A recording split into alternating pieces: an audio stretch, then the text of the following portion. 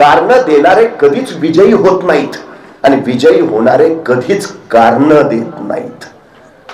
स्वराज्याच्या यशाचं सूत्र आहे ते हे सगळ्यात महत्त्वाचं. महाराजांच्या यशस्वीतेचं आणखीन एक कारण आहे महाराजांचं गुप्तहेर खातं. सर्वाधिक खर्च महाराज आपल्या गुप्तहेर खात्यावर करायचे. रोह्याच्या कार्यालयातला अधिकारी त्याबेकरेला सांगतोय सगळ्या राज्यात महाराजांचे हेर आहेत. सगळ्या राज्यात कुठल्याही राज्यात जरा कुठ उद्या दुसऱ्या क्षणाला बातमी महाराजांकडे असते. पण महाराजांचं गुप्तहेर खातं किती गोपनीय असावं. महाराजांच्या गुप्तहेर खात्यातल्या बहिर्जी नायकांशिवाय इतर हेरांची नावं सुद्धा इतिहासाला माहिती नाहीत अजून. हे इतकं गोपनीय आहे. त्या गुप्तहेर खात्यानं निरोप आणला बहादूरगडावर 1 कोटी नगद आहेत. महाराज म्हटले बरं झालं आणि महाराजांनी बोलावणं धाडलं. आपले सरसेनापती हंबीरराव मोहिते हंबीरराव येते झाले. जी महाराज हंबीरराव बहादूरगडावर 1 कोटी नगद आहेत आणतो. काय संवाद आहे बघा. महाराज म्हणाले हंबीरराव बहादूरगडावर 1 कोटी नगद आहेत आणतो. कारण देणं प्रकारच नाही. हंबीरराव असं नाही म्हणले नाही महाराज बरोबर आहे तुमचं पण जरा दिवस पावसाळ्याचे आहेत मलाही सर्दीची अलर्जी आहे हो त्याला एवढा पावसाळा बघू ना परत. नाही हो. शिवचरित्र हा जगातला एकमेव असा इतिहास आहे ज्या इतिहासात तुम्हाला कोणी कारण देतानाच भेटत नाही. कारण देणारे कधीच विजयी होत नाहीत आणि विजयी होणारे कधीच कारण देत नाहीत. स्वराज्याच्या यशाचं सूत्र आहे ते हे सगळ्यात महत्त्वाचं. प्रकारच नाही हो. इथं जगण्यासाठी स्पर्धा नाही इथं मरण्यासाठी स्पर्धा चालली आहे. महाराज एखादी मोहीम काढायचे आणि तानाजी म्हणायचा राजा हो डावा आपला तसा यसाचे म्हणायचं ताना हो बाजे ही मोहीम आपली आहे आपण जाणार राज आपण लग्नार तसं बाजे म्हणायचं यसाची कापासून नंबर लावून बसलेल्या का सर्व ही मोहीम आपली आपण जाणार आपण लग्नार आपण मरणार राज. जगाच्या पाठीवरचा पहिला काळ आहे. माणसं जगण्यासाठी नाही मरण्यासाठी स्पर्धा करतायत. कारण देणं प्रकारच नाही. महाराजांनी सांगितलं हंबीरराव बहादूरगडावर 1 कोटी नगद आहेत आणतो. अन्न सोपं आहे. बहादूरगडावर 35,000ची खडी फौज आहे. त्या 35,000 फौजेच्या तावडीतनं 1 कोटी आणायचे म्हणजे किमान 50,000ची फौज घेऊन गेलं पाहिजे. मग रायगडावर त्यावेळी 50,000ची फौज आहे नाही हो. स्वराज्याची पद्धत अशी दसऱ्याला सीमोल्लंघन करावं स्वराज्य संवर्धनासाठी बाहेर पडावं अक्षय तृतीयेला परत यावं आणि शेतीच्या कामाला लागावं. स्वराज्याचं सगळं सैन्य महाराजांचा राज्याभिषेक उरकून स्वराज्याची स्वतःची शेतीवाडी करायला शेताकडे गेलाय. रायगडावर सैन्य आहे कुठं. इथला शेतकरी हाच स्वराज्याचा सैनिक आहे आणि स्वराज्याचा सैनिक हाच इथला शेतकरी आहे. मल्टी स्किल लेबर पॉलिसी हे महाराजांच्या स्वराज्याचं सगळ्यात मोठं गमक आहे. माणसं कमी आहेत. एकाच माणसावर अनेक जबाबदारी आहे. Multi skill labour policy. सैनिकही तो आणि शेतकरी तो. अर्थव्यवस्था कशी गतिमान केली आहे. पूर्वी बरं होतं आमच्याकडे 100 एकर जमीन होती मग 4 वाटे झाले त्यांची 12 पोरं परत 12 वाटे झाले आता 1.25 एकर आलंय. महाराजांनी तसं नाही केलं. एक मुलगा शेती करत असेल तर दुसरा सैन्यात होता.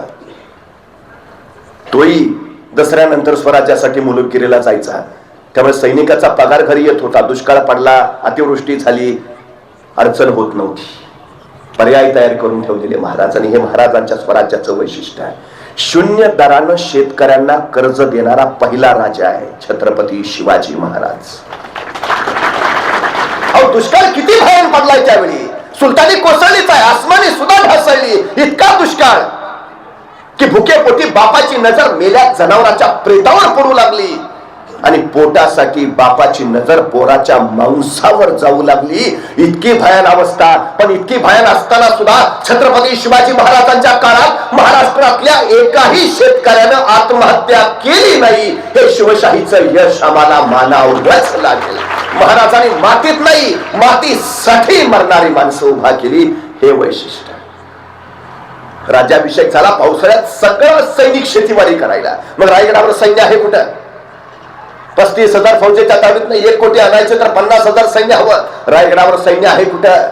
आपल्याकडे दंगल झाली आणीबाणी आली की राज्य राखीव दल येतं.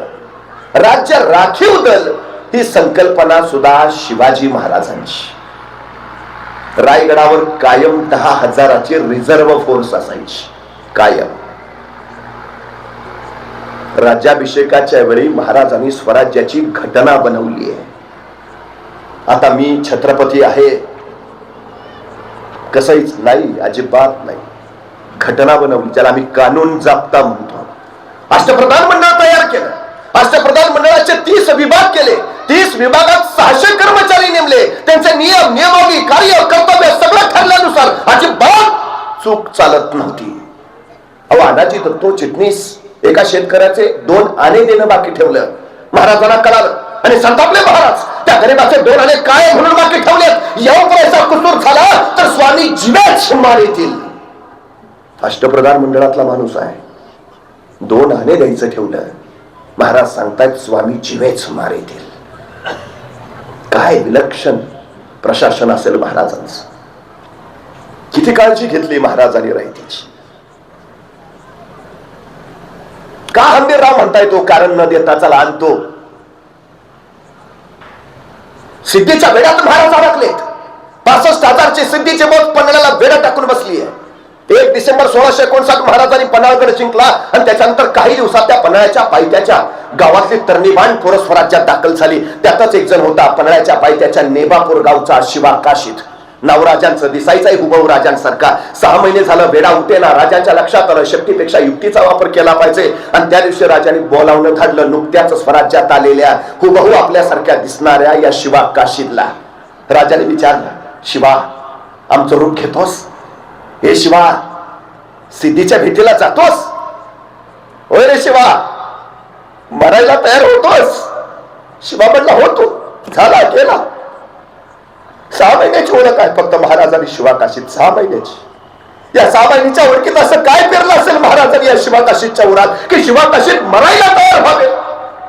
काय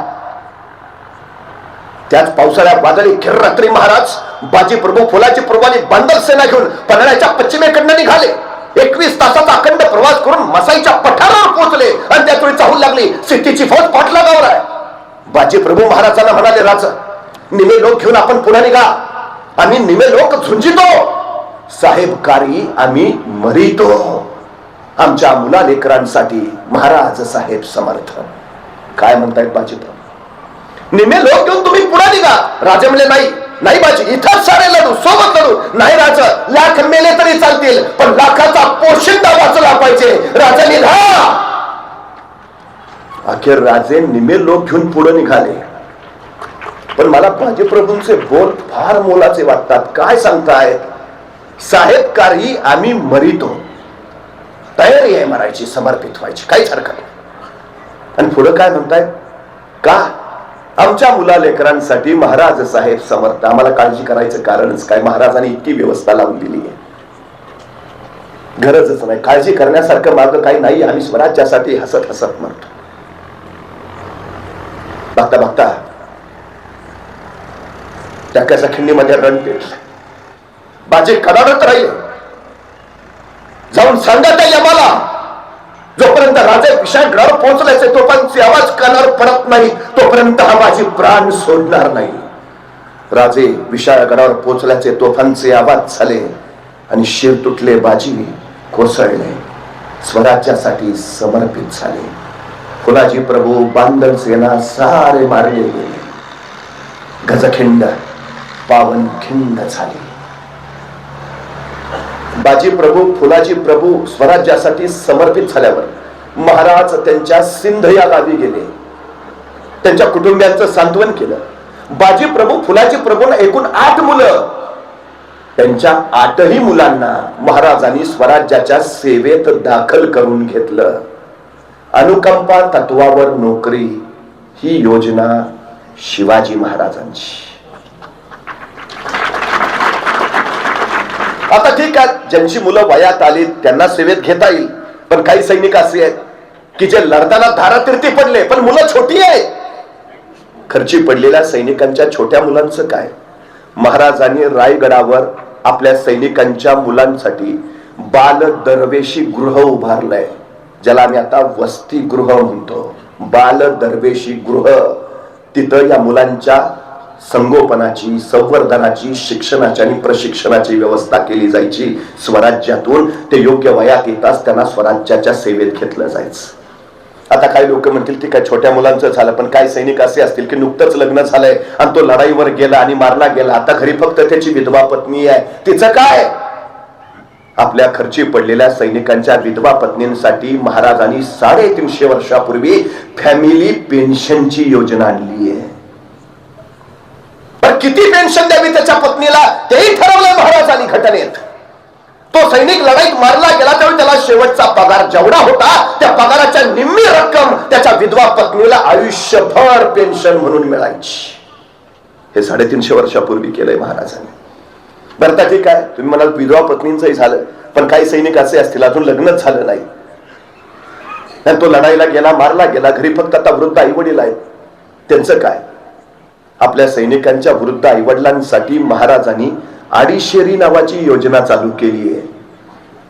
आपल्या सैनिकाच्या वृद्ध माता पित्यांना स्वराज्यातून दरमहा 2.5 शेर धान्य दिलं जायचं. महाराजांनी प्रत्येक घटकाची काळजी घेतली आहे. महाराजांनी स्वराज्यच नाही उभा केलं, या स्वराज्याचं त्यांनी सुराज्य केलंय. स्वराज्य माझं राज्य आणि सुराज्य लोककल्याणकारी राज्य, सुराज्य उभा केलं महाराजांनी. म्हणूनच डॉक्टर बाबासाहेब आंबेडकर असे म्हणतात की या देशाची राज्यघटना तयार करताना माझ्या डोळ्यापुढं छत्रपती शिवाजी महाराजांचं स्वराज्य होतं. एवढंच नव्हे, आपल्या प्रत्येक पत्राची सुरुवात डॉक्टर बाबासाहेब आंबेडकर जय शिवराय लिहायचे आणि मग खाली लिहायला सुरुवात करायचे. काय विलक्षण आहे. पाश्चात्य राष्ट्र आज छत्रपती शिवाजी महाराजांना व्यवस्थापनाचे विश्वगुरू मानतात.